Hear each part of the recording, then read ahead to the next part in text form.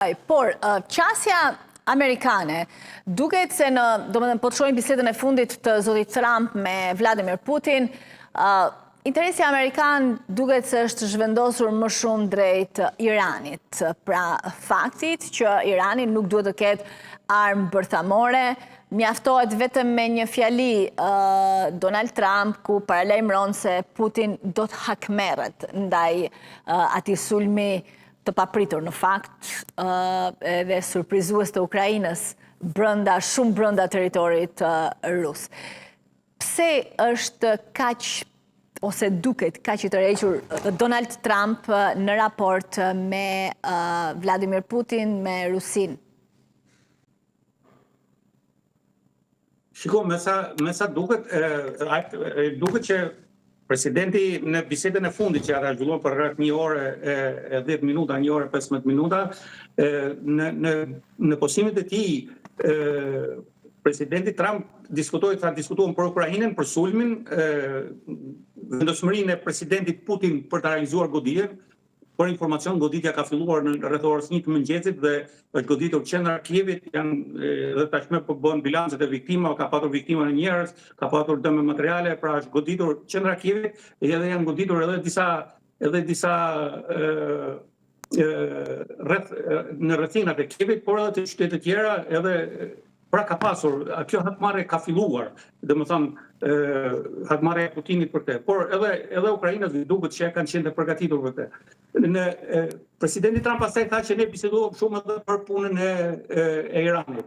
Dhe po ta analizosh edhe mes rrjeshave, duket që presidenti Putin i premton presidentit Trump që ai do të ndërhyjë pranë Iranit në mënyrë që, sepse edhe Putin është dakord që Irani të mos jetë fuqi bërthamore, por do të ndërhyjë pranë Iranit në mënyrë që sa më shpejt të ecin përpara këto bisedime dhe në mënyrë që të nënshkruhet ai traktati i famshëm për të drejtat, po i themi, për pasturimin apo për programin bërthamor të Iranit. Pra duket sigur më shumë i ka tërhequr vëmendjen dhe është në realitet pra Shtetet Bashkuara kërkojnë ta mbyllin sa më shpejt çështjen e Ukrainës.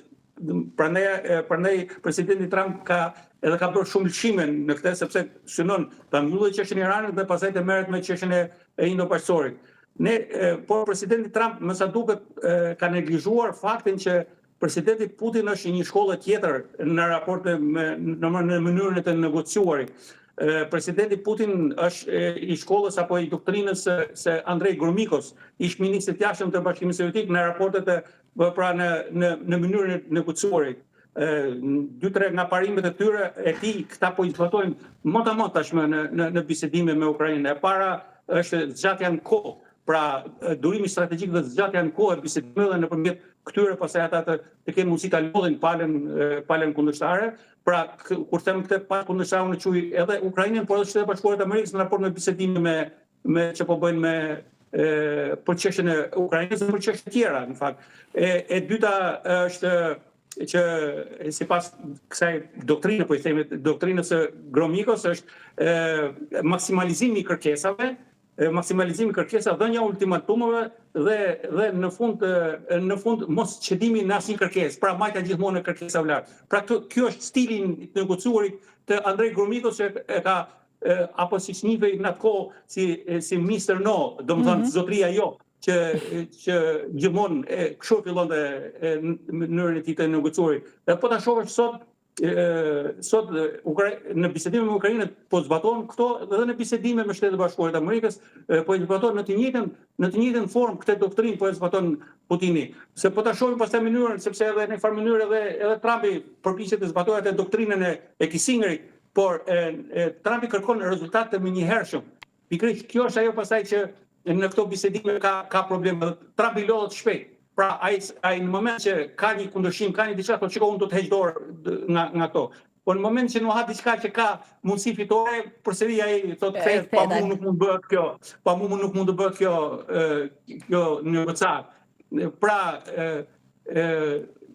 unë jam i sigurt që situata në fakt ka ndryshuar pak duke qenë pozicioni negativ apo mohues që ka marrë Putini, synimi i tij për të arritur përfitime maksimale, pra edhe pas asaj doktrinës Gromikos, për përfitime maksimale dhe mos shedimi në asnjë moment në kërkesat që ai ka bërë, shfrytëzimi atyre që ju dhan paradhënie nga ana e presidentit Trump, pra duke parasysh sidomos për krimen e tjera, të cilët ai shumë të marra dhe nuk i fut fare në diskutim ato. Dhe presidenti Trump tashmë kërkon që sa më shpejt ta mbyll këtë, por këtu duket se nuk është vetëm një aktor, ka edhe aktor të tjerë që e bëjnë edhe të pamundur dhe interesa që përplasën, se për shembull dhe aleatët e Rusisë, siç është Kina dhe Brazili janë kundër që ai të marrë territore. Turqia nga ana tjetër, e cila është futur si një aktor shumë i rëndësishëm tashmë në negociata. Bashkimi Evropian që nuk do të krijohet një precedent i rrezikshëm. Pra duket se ka shumë përplasje interesash që nuk mbyllet dot vetëm me një palë. Po, është qartë kjo, nuk diskutohet që nuk do mbyllet